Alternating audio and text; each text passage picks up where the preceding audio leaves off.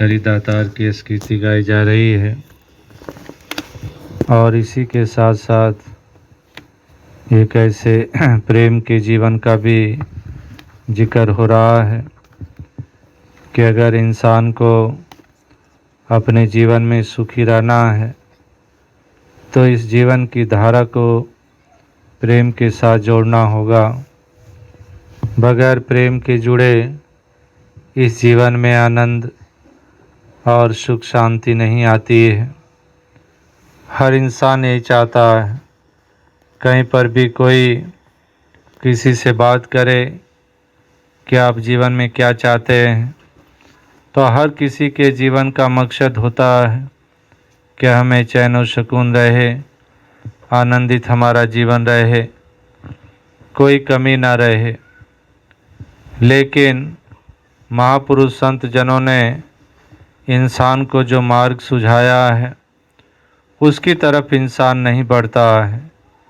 इसी कारण से तमाम साधन, तमाम दौलत होने के बावजूद भी इंसान के जीवन में वो चैन और सुकून और आनंद नहीं आते हैं, क्योंकि जिस मार्ग पर चलने से यह आनंद प्राप्त होता है, इंसान इसको छोड़कर विपरीत रास्ते को अपना लिया है। नफरत को चयन किया है, घृणा के भाव को चयन किया है, प्रेम के भाव को भुला दिया है। चारों तरफ जहाँ भी कोई नज़र डाले तो चारों तरफ ईर्ष्या, घृणा, बैर का ही वातावरण। एक दूसरे के लिए इंसान सुख का साधन बनने की बजाय दुख का कारण बना हुआ है।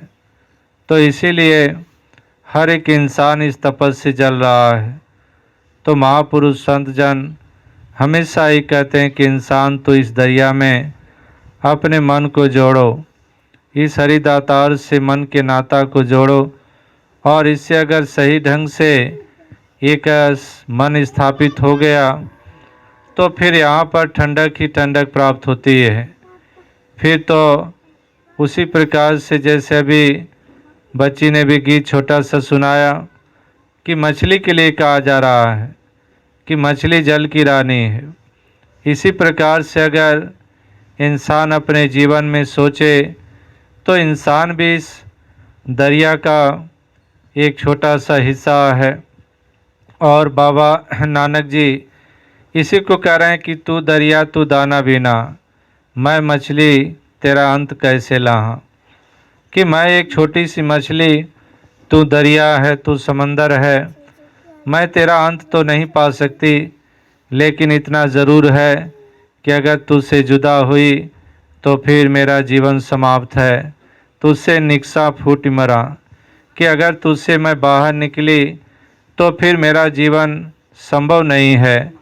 तो आओ सत्संगत, इसी प्रकार से इंसान के भी जीवन का यही सिलसिला है कि इंसान इस दरिया से बाहर है तो कहाँ पर इसको आनंद, कहाँ पर सुकून।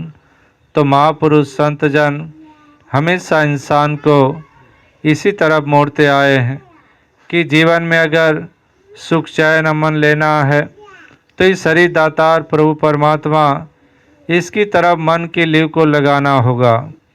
और लगाने का माने नहीं कि केवल नाम को रटना होगा या फिर केवल यात्राएं करनी होंगी, केवल कुछ कर्म कांड करना होगा, ये लीव लगाना नहीं है।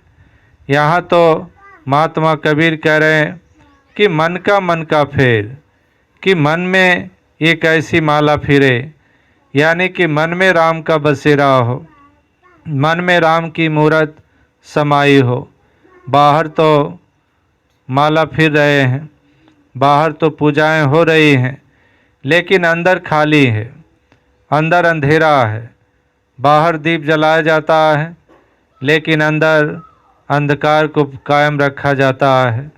तो कहाँ पर आनंद, कहाँ पर अनुभूति, कहाँ पर वो मनुष्य जन्म जो इतना कीमती कहा गया है उसका लाभ प्राप्त होना, सब एक तरफ रह जाता है, क्योंकि अंदर उजाला नहीं हुआ।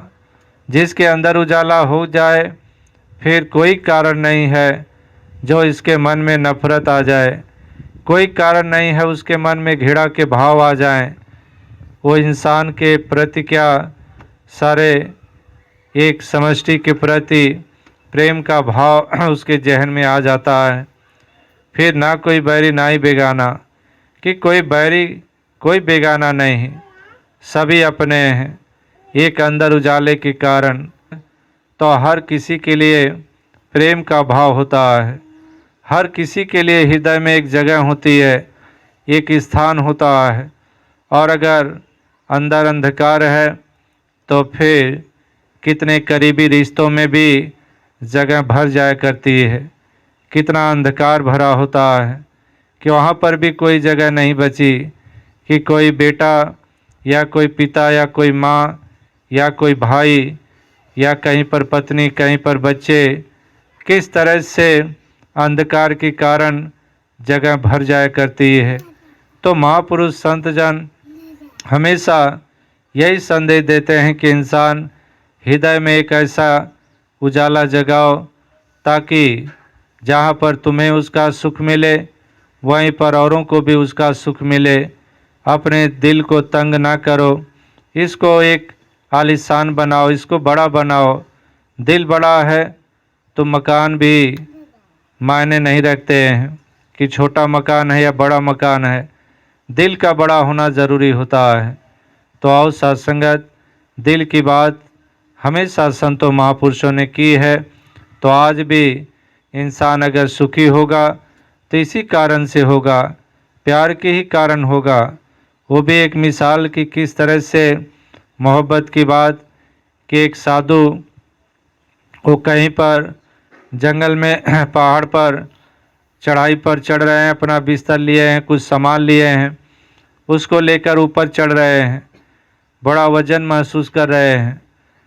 और उन्होंने देखा कि एक छोटी सी बच्ची है, वो एक छोटे से बच्चे को अपने पीठ पर लादे वो भी उसी पर चढ़ रही है।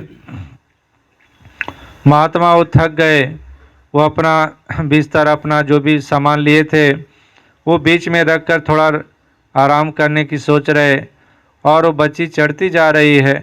तो उसको आवाज़ देकर उन्होंने कहा कि क्या तुझे थकान नहीं आ रही है, तू छोटी भी है और पीठ पर ये बच्चा भी रखे है और अभी भी थक नहीं रहे, ऊपर चढ़ती जा रही है। तो आगे से छोटी सी बच्ची कही कि महात्मा जी मैं कोई सामान नहीं लादी हूँ, मैं कोई लोड नहीं लेकर चल रही हूँ, ये पीठ पर जो है मेरा भाई है। तो आओ सत्संगत, कहने का भाव कि प्यार के कारण वजन भी महसूस नहीं होता है कि कह रहे कि मेरा भाई है, आप सामान लिए हो, आप लोड लिए हो, इसके कारण से आप थक गए हो और मैं अपने भाई को पीठ पर लेकर ऊपर चढ़ रही हूँ। तो कहने का भाव कि प्यार जहाँ पर है वहाँ पर कोई वजन नहीं हुआ करता, प्यार हल्का होता है और जो हल्का है वही सुखी और आनंदित है। जो वजनी है, जो वजन से दबा है, वह हमेशा एक इस प्रकार से चिंता दुख से ग्रसित जीवन बिताता है। तो इसलिए महापुरुषों ने कहा है कि हल्के हल्के तर गए डूबे जिन सिर भार, कि संसार में जो हल्के रहे वो तर गए और वही डूबे जिनके सर पर भार रहा। यानी कि जो अभिमान से, घृणा से, बैर से, नफरत से मन को बोझिल बना के रखे, उनका डूबना हुआ। और जो इनको छोड़ करके प्यार की तरफ कदम बढ़ाए वो हल्के हो गए और इस भवसागर से पार हो गए। तो आओ सत्संगत, यही अरदास प्रार्थना कि दातार कृपा करे, हर किसी का मन एक रोशन हो, हर किसी के मन में ये उजाला प्रेम का कायम हो, हर कोई अपने दिल को बड़ा बनाए, कोई भी संकीर्ण दिल ना बने, सभी इस संसार में प्यार अमन चैन से अपने जीवन की बिताएं। सत्संगत प्यार से कहना, धन दाता जी।